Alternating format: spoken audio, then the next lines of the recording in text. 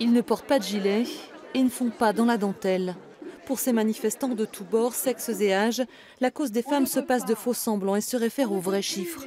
Par exemple, 117 000 victimes d'agressions sexuelles recensées l'an dernier en France.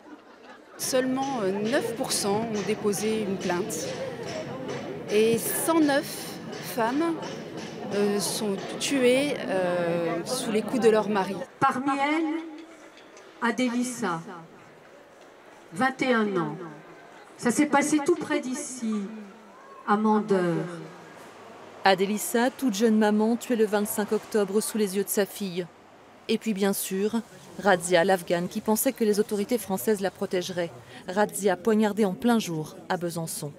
Deux femmes de chair et de sang qui donnent un visage aux statistiques. Deux raisons de plus de gonfler les rangs. On commence à nous entendre, j'ai l'impression. Mais il fallait un drame pour que ça arrive. Ah oui, tout à fait. Oui. C'est très dommage, hein. Très très dommage. Et moi, je me battrai pendant toute ma vie contre les violences faites aux femmes.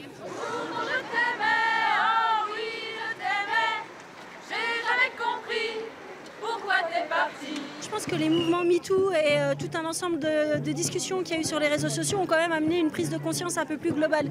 Que ce soit sur le harcèlement sexuel, que ce soit aussi sur les violences obstétricales ou gynécologiques qui commencent aussi à devenir un sujet. Donc je pense qu'il y a tout un ensemble de problématiques qui commencent à émerger et qui sont facilitées par justement ces discussions sur les réseaux sociaux.